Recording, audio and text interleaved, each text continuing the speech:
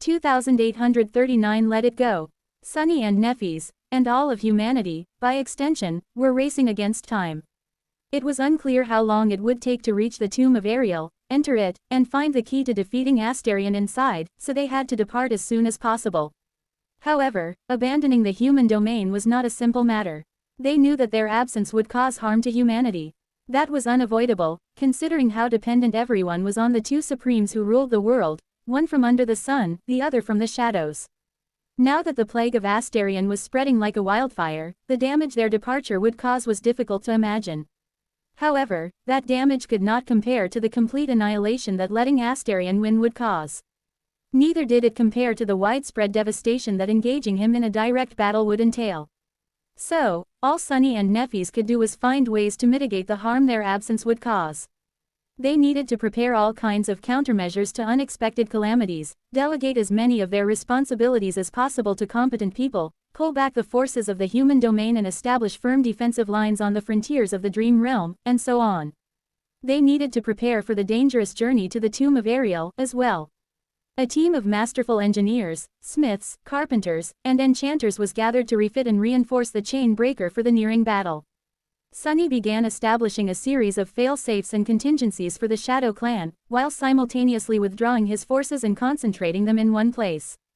Neffys sharpened her will for the battle against accursed terror.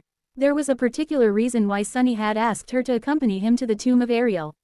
Needless to say, he needed help. The Nightmare Desert alone was a harrowing obstacle, there was no telling what hid inside the Great Pyramid on top of that, and the vile thieving bird was a daunting foe. But beyond simply being his most powerful ally, Neffys could help in an unexpected way. The loathsome bird had stolen Sunny's fate, therefore causing him to lose his true name and be forgotten by the world. Since his fate was still in its possession, there was a good chance that the Shadow Bond would constrain the avian horror. And since Neffys had been his master, she was the only one who could make use of the Shadow Bond. If the vile thieving bird was indeed beholden to the fate it stole, defeating it could prove far easier than they anticipated, thanks to Neffys. Of course, Sunny doubted that something that nice would happen to him. Still, even if Neffys could not order the odious cursed terror around, she might be able to weaken and slow it down. The preparations were taking time, but progressing steadily. Naturally, Sunny would have preferred to leave immediately, but he knew that the schedule they had established after meticulously considering every little detail was solid. Humanity was being swallowed by the hunger domain, but things were going according to plan. Until a certain bastard who called himself the King of Nothing blew the plan to pieces. Mordred's massacre of Red Hill and his intention to destroy the source of Astarion's power threw a wrench into their plans, mainly because that source was people. Therefore, what Mordred really wanted was to annihilate humanity, which he considered to be lost already, so that it would not fuel Astarion's already terrifying power. With a demented supreme in the south and a mad sovereign in the north, Sunny and Neffys had no choice but to abandon their preparations and ready themselves for immediate departure, even if many of the measures they had wanted to put in place were not ready yet. They only needed to accomplish their goal before Astarion enthralled all humanity, consolidated his power, completed his own preparations, and found a way to attempt apotheosis. Now, they needed to accomplish their goal before Mordred destroyed all of humanity in his quest to defeat the Dreamspawn. Unlike those enthralled by Astarion, people taken by the King of Nothing were lost forever. He cared not about apotheosis, either, so his unexpected attack created a far more dire sense of urgency in Sunny and Neffys.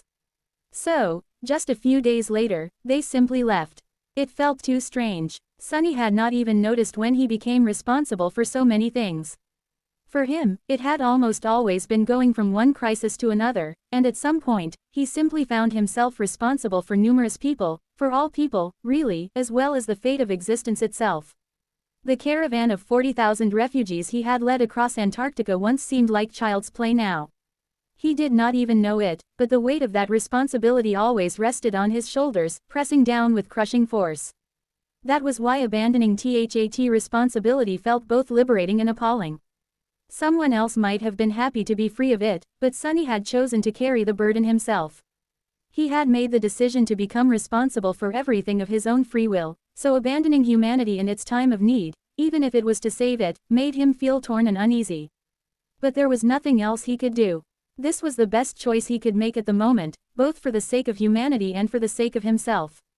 Still, he could not turn his back on the people he wanted to protect entirely. So, he left 2 of his shadows behind. Fiend was meant to guard Kai and Ravenheart, while Nightmare was meant to guard Effie and Bastion. Rain was under Cassie's protection, who could guard her better than any shadow would. On top of that, the Ivory Island was still in the sky above Bastion, so Nightmare could help if something were to happen, too. Sunny did leave Nightmare and Fiend behind, but he was ready to summon them back before the battle against the vile thieving bird. After all, he could simply dismiss them and call them to where he was at the moment's notice, so, leaving without them was not an irrevocable decision. Although I hope that there would be no reason for them to act while I am away. As Sunny thought that, the chain breaker passed through a radiant dream gate and entered the waking world.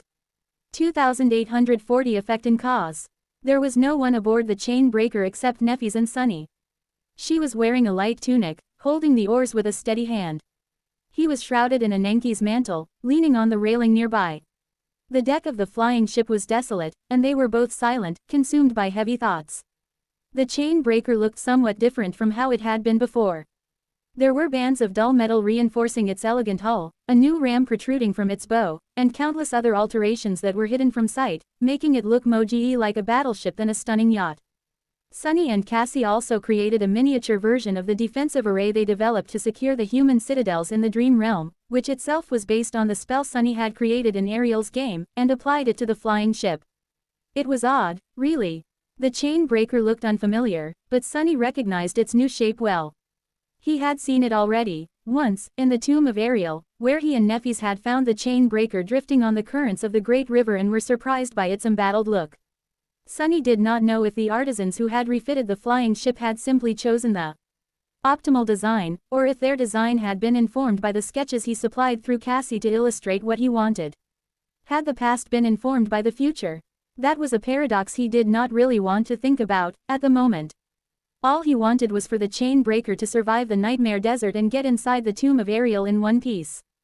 But then again, they had found it on the Great River once, battered, but afloat. So didn't that mean that the chain breaker would make it into the tomb of Ariel in one piece, no matter what? Was the future already decided by the past? That was another paradox Sunny did not want to think about. He was not going to rely on its illusory promise and relax, that was for sure. Even if Sunny had already seen the result, he was still going to defend the flying ship with all his might. At that moment, Neffys suddenly spoke. When I saw the chain breaker in the tomb of Ariel, it looked like this. She paused for a moment and then added, it was battered, its hull was covered in scars and burns, and its enchantments were heavily damaged. But it still took me to Fallen Grace, to Twilight, and all the way to Verge. Do you know what I am thinking about, though? Sunny looked at her and raised an eyebrow. No, what? Neffys hesitated for a few moments, then sighed. Elle entered the nightmare far upstream of Weave, atop the carapace of a great monster. But I only found the chain breaker past the time storm, downstream of Weave. So, she pursed her lips, I must have fallen overboard at some point while trying to reach the Great River. Or rather, I will. She seemed a little offended by the notion. Sunny blinked a couple of times. Come to think of it, he had entered the nightmare even further upstream than Neffys. So, was he going to fall overboard, too? Why would both of them be separated from their ship while entering the tomb of Ariel?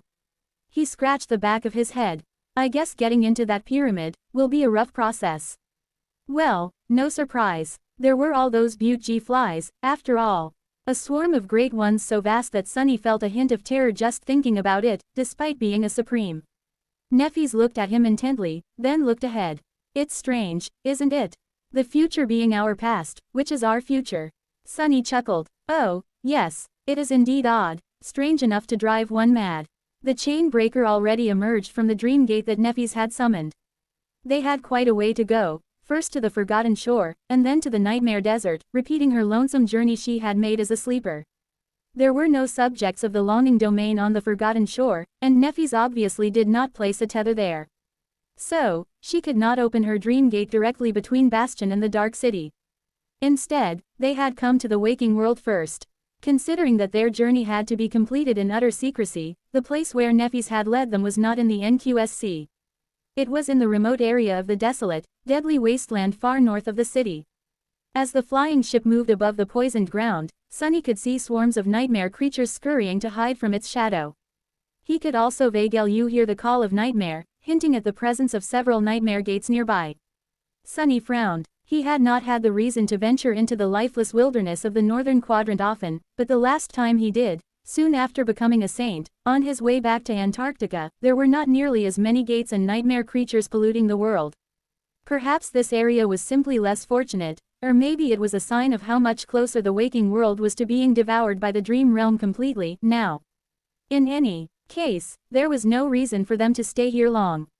As the radiant dream gate behind them shimmered and closed, a dream gate that seemed to contain absolute darkness opened ahead of them instead. Neffy suddenly took a deep breath. I never once went back there, you know. Sunny looked at her. To the Forgotten Shore? She nodded slowly. Yes. Neffys remained silent for a short while, and then smiled suddenly. Funny, isn't it? She gazed at the lightless expanse of the dream gate ahead. It's still called the Forgotten Shore, but none of those who were sent there can ever forget it. In fact, the Forgotten Shore is quite unforgettable, dreadfully so. Sunny looked away with a faint smile. I live there, remember? He shook his head. All this time, and you've never once visited your boyfriend's place. How sad. Neffys glanced at him briefly and pushed one of the steering oars down. In my defense, my boyfriend never invited me. Then again, the last time was there, I made a bit of a mess. Burning down the bright castle, destroying the sun, and demolishing the Crimson Spire could indeed be called a bit of a mess. Sunny was suddenly concerned about the mimic. The chain breaker dove into the darkness, and a few moments later, Changing Star, the Star of Ruin, had returned to the Forgotten Shore.